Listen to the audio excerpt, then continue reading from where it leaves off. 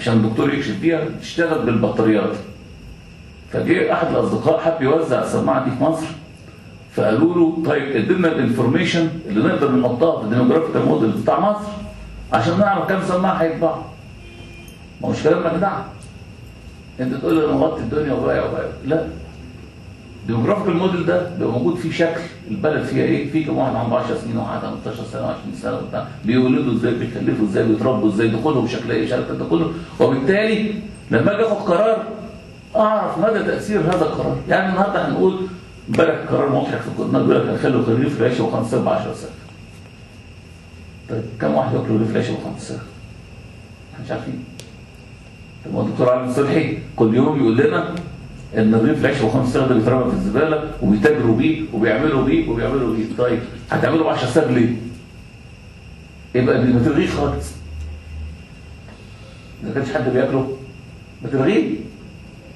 ليه تاخد عليه 10 ساغ؟ عشان هو مش عارف. الحقيقه هو مش عارف. مفيش موديل حقيقي للبلد دي بيقول له احنا استهلاكنا من اي حاجه النهارده ايه، هيبقى بعد كده قد ايه. مفيش حاجه بتقول له ان احنا يعني طول النهار. اديكم مثال غريب جدا.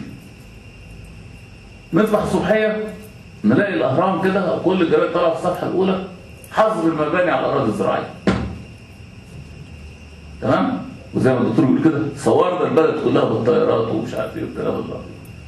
بعديها ب6 7 اشهر لاقي تاني رئيس الوزراء يقرر التصالح مع المخالفين في البناء على الارض الزراعيه. نرجع بعدين كمان ب6 اشهر حظر المباني على الارض الزراعيه. الظاهر في واحد معين لما بيبني بيحصروها واحد تاني لما بيبني بيشغلوها، الله اعلم يعني. فيها بيزنس العمليه دي شكلها كده يعني مش بيزنس فلوس يعني تسليه يعني. فالناس بتتسلى وبتتشغل يعني. فاحنا محتاجين ديموغرافيكال موديل، وده احد الوسائل التكنولوجيه المتعارف عليها واول وسيله في امريكا فيها مصر. الخرائط اللي حضرتك بتسال عليها حضرتك تقدر تجيبها من على الانترنت. حضرتك ازاي؟ يعني الخرائط دي موجوده على الانترنت. حضرتك في كورنر كده في حاجه اسمها شارع كي ستريت في واشنطن من سنين طويله، اي حد عايز اي خريطه لاي حته في العالم بيروح يشتريها من هناك. تصوير الجو بالاقمار الصناعيه والحاجات. نرجع مرجعنا ده عشان الحكومه تعمله لو هي عايزه تعمل حاجه. تمام؟ اللي بيحصل دلوقتي بالظبط زي واحد عنده مصرع معور يمكن اسوء من ذلك ونحط له ميكروكروم. بس عشان يبقى احنا ايه؟ عالجناه وكل حاجه في التمام. ان الله لا يغير ما بقوم حتى يغيروا ما بانفسهم.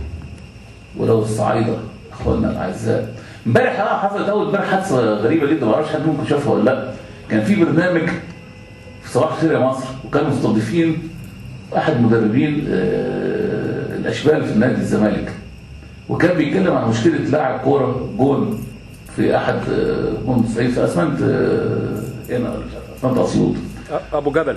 ايوه ابو جبل شفتها. وقال بيتكلم عن المشكله دي وانه جابه ومش عارف ايه وبتاع والواد هرب وراح النادي الاهلي ولا كلام فارغ من كده. في وسط الكلام كده قال كلمه، قال اصل هو صعيد صحيح بس بيفرق. يا ساتر. التلفزيون اتقلب. التلفزيون اتقلب. ليه؟ تليفونات كله عايز ينتقم من هذا الرجل. طب ما تستخدموا هذه الحميه يا اخواننا وتطالبوا بحقكم الحقيقي. بس مش هقول كده. شكرا. شكرا جزيلا دكتور عبد الرحمن الصاوي. وطبعا انت كنت وحشنا اكتر حقيقي واهلا بيك وربنا يديك الصحه وما يحرمناش دايما من مشاركات حضرتك في ندوات الجمعيه العلميه لمهندسي الاتصالات. وانت ليك تاريخ من الاضافات لندواتنا والبصمه في كل ما نقدمه في كثير من المجالات. شكرا لك شكرا جزيلا. اسمحوا لي هيكون يعني اخر متحدثنا اليوم ان شاء الله. احنا عاوزين نشوف برضو طيب الصعيد يعني اهمل التنميه في فترات كثيره. التنميه شفنا من البيانات وشفنا من الاحصائيات وشفنا من الواقع الاجتماعي ان ده اوجد فقر.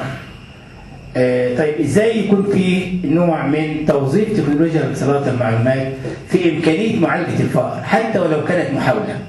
وطبعا المحاوله حتى ولو كانت اجتهاد، والقاعده الشرعيه بتقول اللي يجتهد حتى لو اصاب له اجران ولو اخطا له اجر.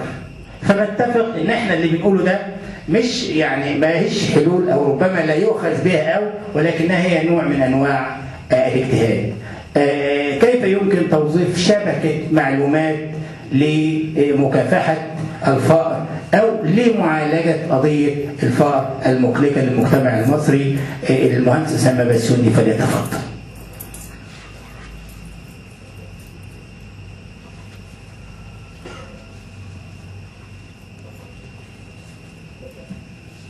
اهلا بحضراتكم في ندوه الجمعيه الخاصه بتنميه الصعيد.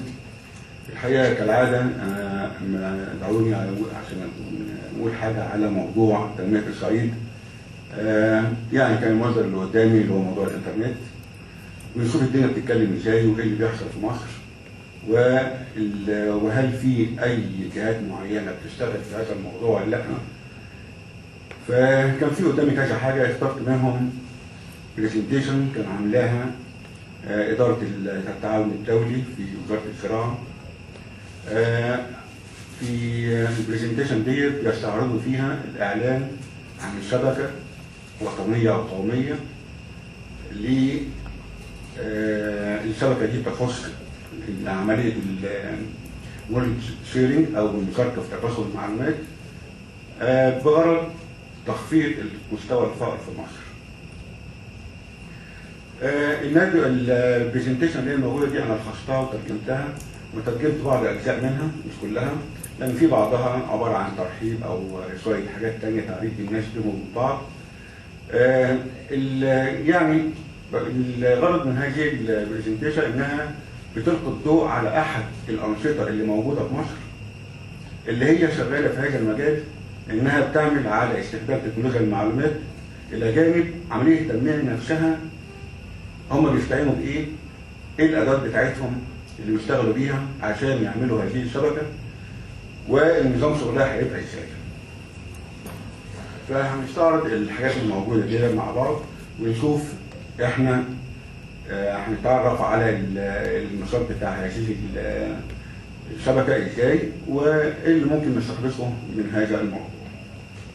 فهنا زي ما حضرتك شايفين في السؤال الاولاني ده عباره عن ورشه عمل كانت سنه 2006 وكانت برعايه اداره التمويل الدولي اللي هي تبع وزاره الزراعه.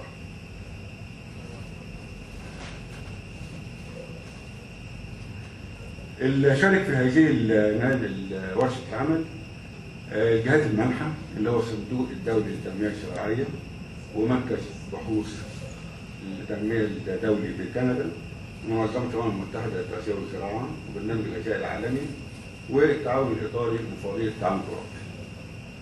هذه الجهات كانت واضح أنها كلها مشاركة في هذه الشبكة، أو إن وزارة الزراعة بشكل ما استعانت بكل المجموعات دي جهات المنحة في تكوين الشبكة الموجودة، لأن كل الجهات دي هي جهات منحة، وأكيد في خبراء برضه في نفس هذه المواضيع موجودين معاهم عشان الناحية الفنية بتاعة تنفيذ المشروع دوت. الغرض من الشبكة دي ايه؟ ان يبقى في تبادل معرفة بين الجهات المختلفة اللي هي شغالة في موضوع الزراعة. بيركزوا على موضوع اللي هو الري والزراعة نفسها والصناعات الصغيرة اللي ممكن تبقى مترتبة على هذه